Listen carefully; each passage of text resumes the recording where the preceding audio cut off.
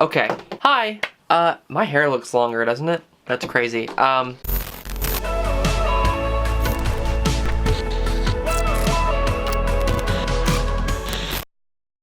I've been on a tangent all night. I'm gonna start a little bit back in time talking about this knife right here.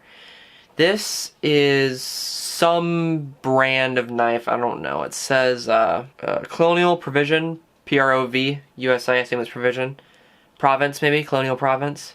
That makes sense. This was one of my dad's knives. My dad had a few pocket knives, around this size generally, that he used, and he kept in his jewelry box, which he had, because, you know, he's a man from the, well, before that, in the 60s, but you get the idea. He had a jewelry box, besides the point. And he had a couple knives in it. My brother Nicholas, he got one of them. I think my brother James may have gotten one. And I think I got, like, the last pick, which is this thing. Yeah, it's not a great knife. It's not amazingly sharp, which is something that, it's just old. Of course, it's not amazingly sharp. But it's, like, made out of, like, resin, or is that, like, plastic, fake wood instead of real wood. And it's either worn off, or it just looks like that, which I hope it's neither of those. It also doesn't have a locking blade of any kind. There's no lock on it. You just force it closed. And it's like really grindy, and I hate it. Like, it's sentimental, right? But like the actual knife design, I don't like. So I've been a knife person, kind of, a little bit. I like the idea of having a knife. I use them for unboxings and stuff. Have a couple knives. I just kind of open and close them, and that's about it. Because I enjoy the feeling of opening and closing a knife. I have this really shitty rip-off Swiss Army knife I got for Christmas a few years ago. My mom got it for me. We got it from Meijer for like 20 bucks. It was a rip-off for sure because everything's spring-loaded, which is cool, right? This could be a really cool, nice knife, but one, it rattles. Two, when it's spring-loaded, right, now they just don't close all the way. You have to, like, pull it from the other side to get it to close, which is bullshit, and it sucks. It's got a lot on it, but it sucks. So I got this knife for Christmas, I think the year after that, and this is my favorite knife I own. Not that it's the sharpest, but it's the coolest in my opinion. We got all gray. I don't know what material, I'm sure the blade is steel, but I don't know what the rest of the material is. It's nice. It clicks open, it's locked. The only thing I have trouble with is this screw is loose, and I don't have a way to tighten it, but it's a nice knife. It's thin, it's pretty light, it's somewhat pocketable, but I'm not a pocket knife person, really, like to actually carry around. And this is my second favorite knife I have. It's chonky, it's a chonky boy, but it's spring-loaded, which is nice. It's an assisted opening knife with a lock down here. It's definitely the easiest to close, and it's very satisfying to open with that spring action. Well, lever, rather, not really spring. So I went down a bit of a rabbit hole earlier. I remembered a pocket knife I saw at an antique shop. It was a buck knife. I thought that was the shape of the blade. I learned today that is a brand. It's an American brand. Like, everything's made here. It's not like M.2 USA, where it's designed in the US and made in China. It even says it on the blade here. It is completely made in the US. The knife quality is actually very good. A lot of hunters use them. I'm not a hunter. I'm just not. I also don't like knives. Having trouble hearing you.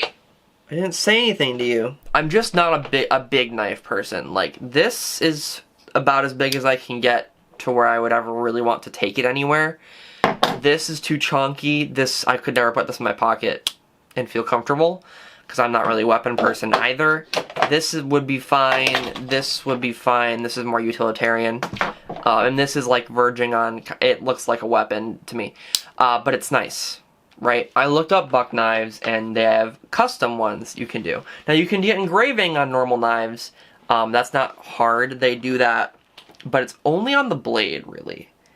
And I'm not a fan of that, but I was like, that's okay. I'll move on. And I picked out a knife that's a smaller length. This is a 3-inch blade. It's like a 2 3/4 inches blade with a rather thin body. It is the Buck Squire. It's the 501.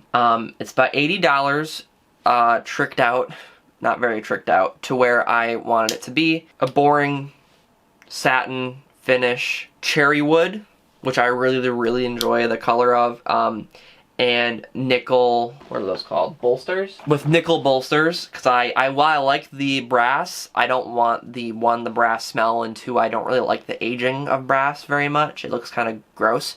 As someone who owns brass spinners, I'm not a fan.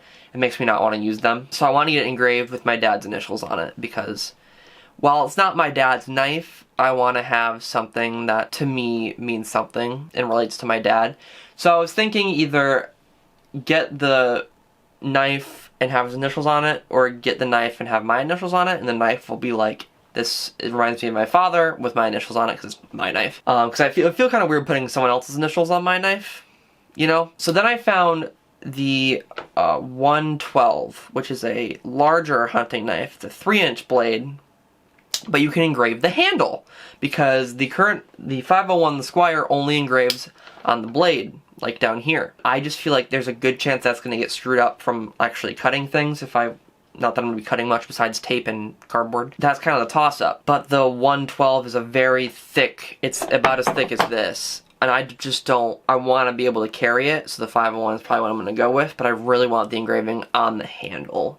So I'm actually going to contact Buck Knives through their general inquiries and see if they can do that for me.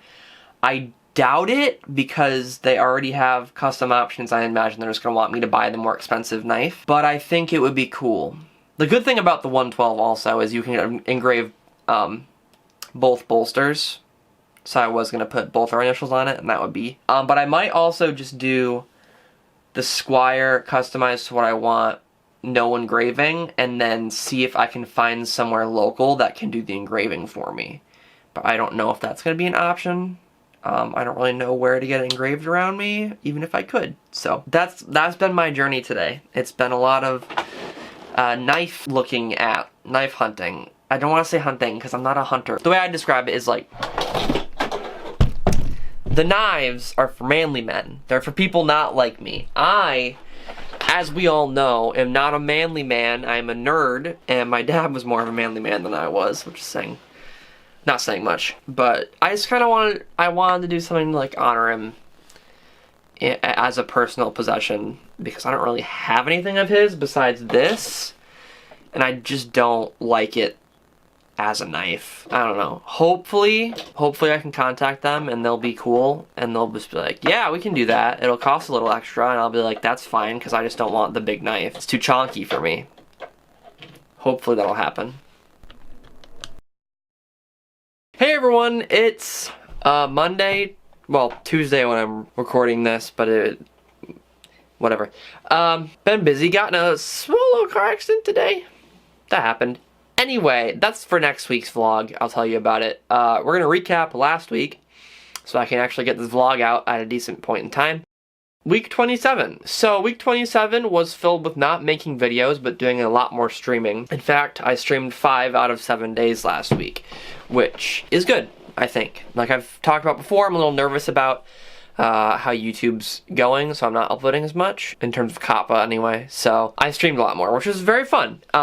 In fact, it didn't feel like as long as it actually was. So let's see. Sunday, I did an hour and a half of editing, 10 minutes of uploading. That was the vlog for last week, and I streamed for 8 hours and 5 minutes. So a total of 9 hours and 45 minutes of work that day. Pretty cool. Tuesday, I streamed for 3 hours and 8 minutes. Wednesday, I streamed for 7 hours and 23 minutes. Thursday, I didn't stream at all. I didn't do anything at all that day. Friday, I streamed for 4 hours and 6 minutes. Saturday, I streamed for 5 hours and 30 minutes. And then Sunday, I did nothing. So that comes out to a grand total of 29 hours and 52 minutes. So that was actually super good last week. 29 hours and 52 minutes. And most of it, besides an hour and 40 minutes, was streaming. Just a lot. I streamed Halo Reach, I streamed Apex Legends, and I may have streamed some Modern Warfare in there. It was a ton of fun, and something I really like doing a lot, especially because I can just kind of do it whenever. I'm trying to do it earlier in the day. Last week, a couple days didn't really permit me for doing that, but Monday, Wednesday, Friday, I stream somewhere around 3-4 p.m. Eastern time in the afternoon. So if you want to check those out, they will be linked below, both Twitch and Mixer. But yeah, it's been a lot of fun doing that compared to spending all my hours editing. I shouldn't say all my hours, spending a few hours a day editing. I don't really like that, honestly. It's time consuming and just not nearly as fun. And I haven't been as proud of my end products recently. Whereas when I'm streaming, I feel like if I'm having a good time and I'm being entertaining, I can put out a really good product without all that editing and that other stuff.